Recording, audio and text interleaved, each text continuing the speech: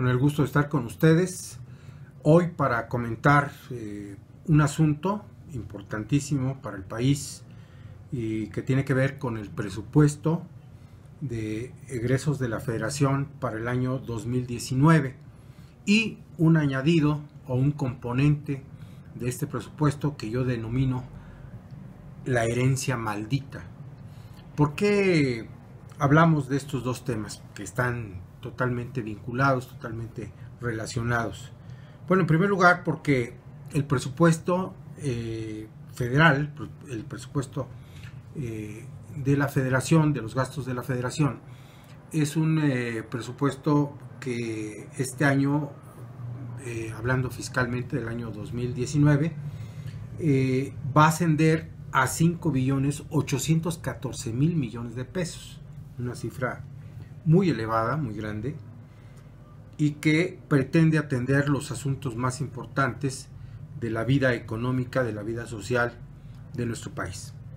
Vamos a ver que de esos 5.814.000 millones, el gasto más fuerte, digamos, comparado con lo demás, se concentra en tres rubros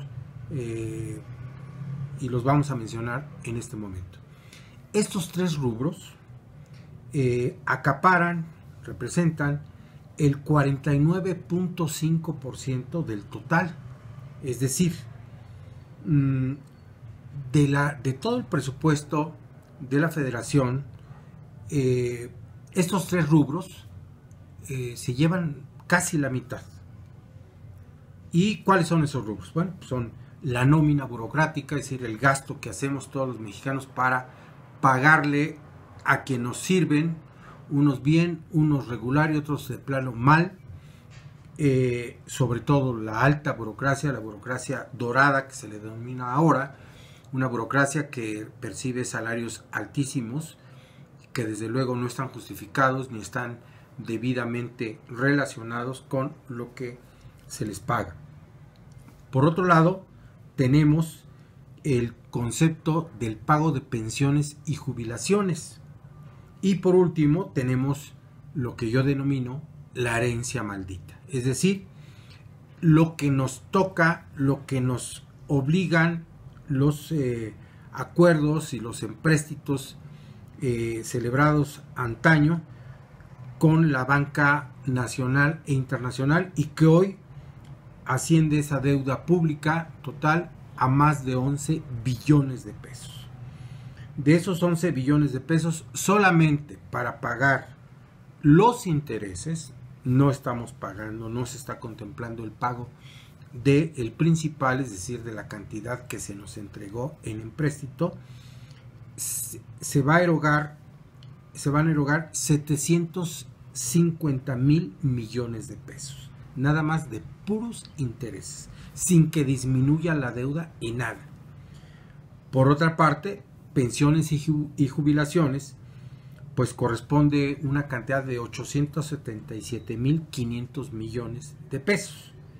Y la cantidad más grande, la cantidad mayor, repito, es la de la nómina, con 1.250.000 millones de pesos. Estos tres rubros, estos tres ámbitos del gasto representan 2.877.000 millones de pesos. Bueno, ahora bien, con el otro 50.5%, poquitito más de la mitad del presupuesto de gastos de la Federación, se tendrá que cubrir todos los demás gastos necesarios, como en el ámbito de trabajo, de agricultura, de ganadería, de apoyos sociales, de apoyos a los agricultores, a los campesinos, la educación pública desde su nivel inicial hasta el nivel superior y de posgrado, y otros gastos que están catalogados en la Constitución y en la ley del Congreso que establece estos rubros. Bueno, pues nada más van a tener poquito más de la mitad para poder solventar todos esos gastos. Pero, repito, aquí lo más grave, lo más dañino es que vamos a tener que pagar 750,000 millones de pesos solamente de intereses de la deuda interna y externa, la deuda total, la deuda pública, a la que hemos denominado la deuda o la herencia maldita. Esa herencia, repito, asciende actualmente a más de 11 billones de pesos, 11 millones de pesos, y se fue generando durante el ejercicio de los últimos gobiernos, principalmente los últimos 6 sexenios que tuvimos la denominada etapa del neoliberalismo, es decir, los gobiernos entregados abierta y totalmente a los intereses precisamente de quienes ganan con estas deudas, que son los bancos internacionales manejados, coordinados por el Fondo Monetario Internacional y el Banco Mundial. Estos compromisos que celebraron desde Miguel de la Madrid hasta Enrique Peña Nieto, pues nos fueron llevando a esa cantidad estratosférica, enorme.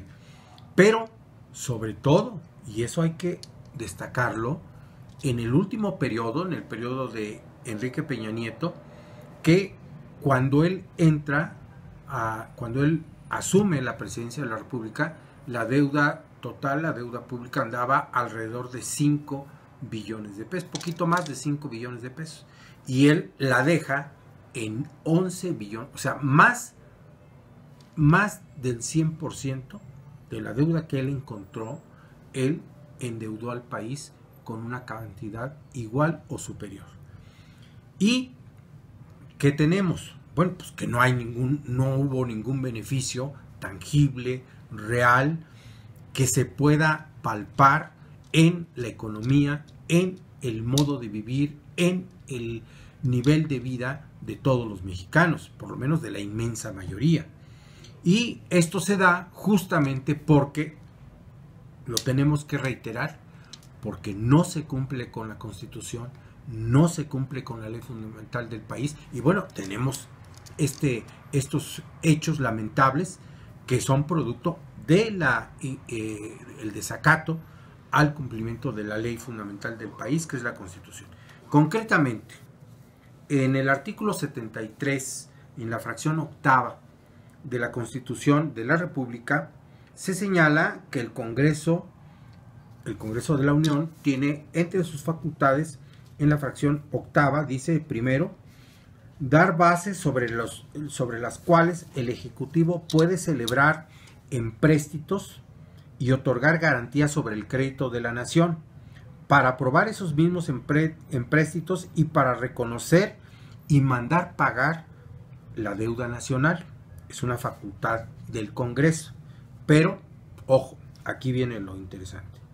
Dice, ningún empréstito podrá celebrarse sino para la ejecución de obras que directamente produzcan un incremento en los ingresos públicos. Y ahí es donde está, como dijera Cantinflas, ahí está el detalle. El punto nodal, el problema que se genera con el incumplimiento de lo que establece el artículo 73, fracción octava de la Constitución, nos ha llevado a esta situación tan grave de tenernos atados a una deuda, de tenernos como verdaderos peones acasillados del porfiriato, solo que ahora, en lugar de estar en manos de los hacendados, estamos en manos de los dueños de los bancos, principalmente los bancos de Estados Unidos, del Fondo Monetario Internacional y del Banco Mundial. Bueno, esto es lo que tenemos enfrente. Tenemos que exigir al Congreso de la Unión que estos gastos que se van a hacer, que se van a realizar, sean racionales y que sean acordes con la realidad del país, que no se siga gastando el dinero de los mexicanos para que unos cuantos se den vida de millonarios, de multimillonarios, casi de jefes de estados como los jeques. Entonces tenemos que estar muy atentos y exigir nuestros derechos. Por fortuna, hoy en el país, los ciudadanos de a pie opinamos. Los ciudadanos de a pie tenemos palabra, tenemos medios como este maravilloso de podernos intercomunicar y de ir creando conciencia para mejorar la situación del país, que es nuestro, y la responsabilidad de ello pues es nuestra también. Aquí lo dejo, muchas gracias y nos veremos en la próxima. Hasta luego.